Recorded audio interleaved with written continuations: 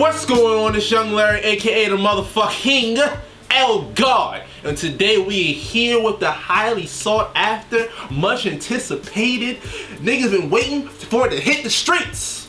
The Life of Pablo by Kanye West, his 7th studio album, Solo. Kanye West, if you are not familiar for some goofy ass reason, Chicago MC, rapper, super producer. I'm not going to go into a whole lot of backstory, just basically know he is a god in this game. That is not to be contested, disputed, whatever. God in this game. So basically, Kanye West almost like not out of nowhere, but there's been a build up for a new album, and out of nowhere it was just kind of like, oh yeah, it's coming out this day in February, and niggas like, well, that's not too far away. What's going on? And in hindsight, I would love for him to have waited, because those tracks that built up this album since the end of beginning of 2015 are not present on this album. Songs like Only One, All Day, they're not here. And when I first heard Only One and All Day, I'm like, So I got my feels Kanye, and then I got my hypey Kanye. This is a great feel right now. If his album is anything like this, we're gonna be in a good spot. The album is not like those two tracks per se. Going right into it, it's very rushed. It's very much undone, if you will, because the album has not actually come out yet. Kanye West has said, you know what, I changed my mind. Nobody's getting this album. It's gonna stay on Tidal to stream.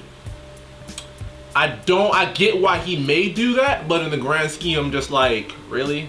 Yay? Kanye West has been a master when it comes to album cover art, and it's really just putting what the album's gonna sound like on that very front interaction. And in a messed up kind of way, he continues that trend, because the cover art for Life of Pablo is butt.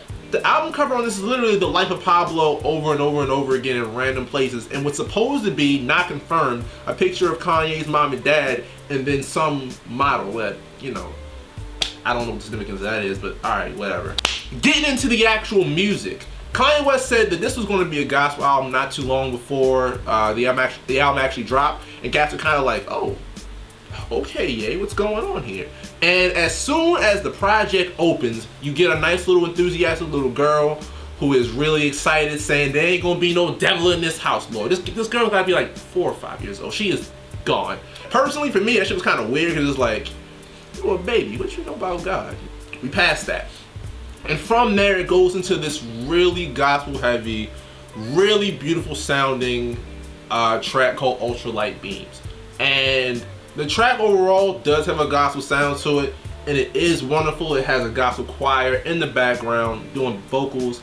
And then Chance the Rapper comes through and drops probably one of his best verses almost ever. Definitely top 5 Chance verses. It's almost as if he knew he was going to be on Kanye's album and put some shit to the side to be like, okay, so when he gives me the call, I'm gonna fuck shit up.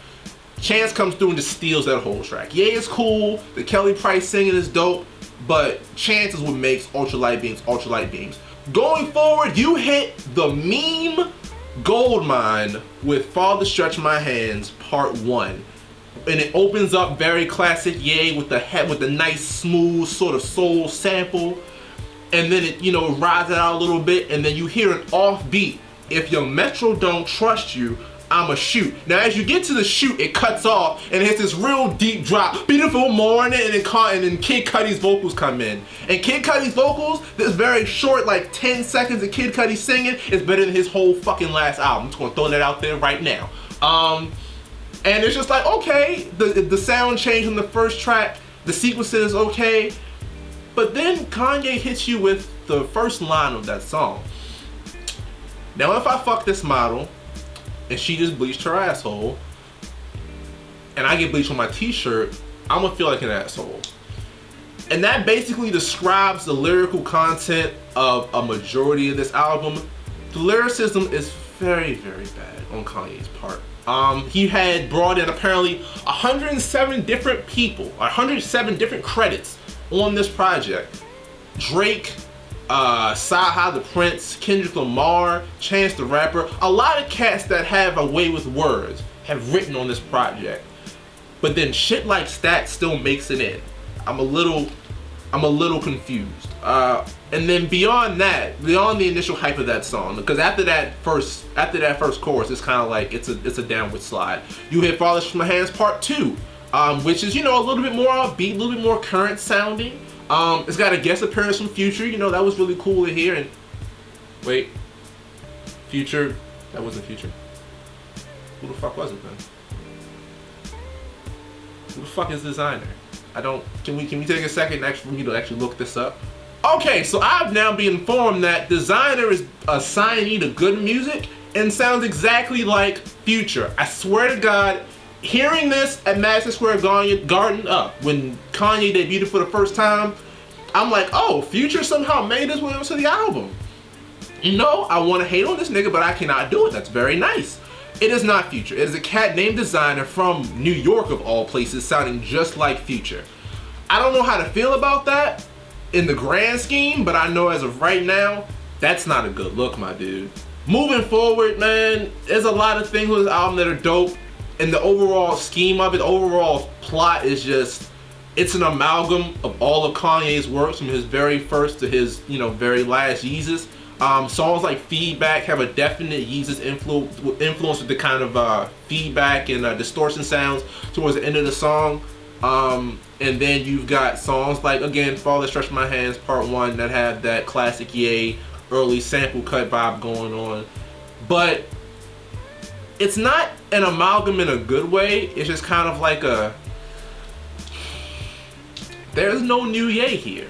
Every album it's been some new Kanye, and with this particular album, not so much. The gospel's not really new. Kanye's done that in the past. The distortion's not you. That was literally the last thing he did. The deep tracks, the deep cuts.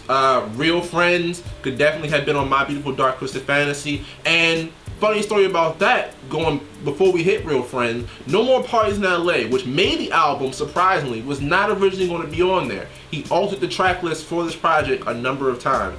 And that beat came from a Madlib beat CD, one of 6 Madlib beat CDs that he sent Kanye when he was making My Beautiful Dark Twisted Fantasy. And this is the only one he picked, and now he's putting it on this album.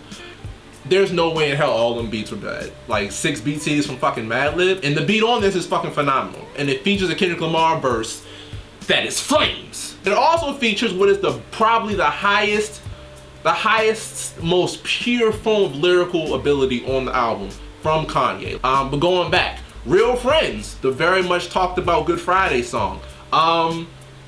You know, he's talking about, you know, real friends, how many of us have them, you know, and basically going into the concept that things have been getting harder since he's really hit his fame, you know. Friends have been switching up on him, his family's become a little bit untrustworthy. He even goes into, you know, apparently having to pay $250,000 to a cousin who took his laptop that he was quote-unquote fucking bitches on. Exactly what that means, I'm not sure, but it involves fucking bitches, and you can probably bet that he doesn't want that to get out. Side note to that Kanye cousin, you grimy as fuck, my dude. Goddamn savage. And from what I read earlier from the overall consensus on this that I can also agree with is Kanye bent a lot to his fans, probably for the first time in a while when it came to making this project. Usually it's well, it's my vision, I'm gonna make it happen however I see fit, and you're gonna fuck with it or not fuck with it. And I think ultimately that's what people love about Kanye in the end. Sometimes you may not be happy about it, but in the grand scheme of things, this is his art, this is his vision, this is his sound, and that's what he's gonna get out, whether anybody agrees with it or otherwise. He had a great list of artists involved. People like Frank Ocean and Andre 3 Stacks just come out of nowhere to contribute. Andre 3 Stacks literally says all of 2 words at the end of 30 hours, which by the way could have been cut in half and I'd been okay. I don't really need Kanye doing an ad-lib track and picking up the phone in the middle of it. I don't need that. Kanye West, Life of Pablo. I'm gonna say download it.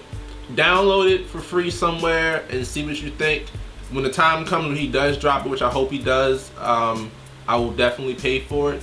It is what it is. End of the day, my name is Young Larry. Please Follow us at all the outlets, YouTube, Facebook, Twitter, The Working Class on YouTube, The Unnamed Music Show on Facebook.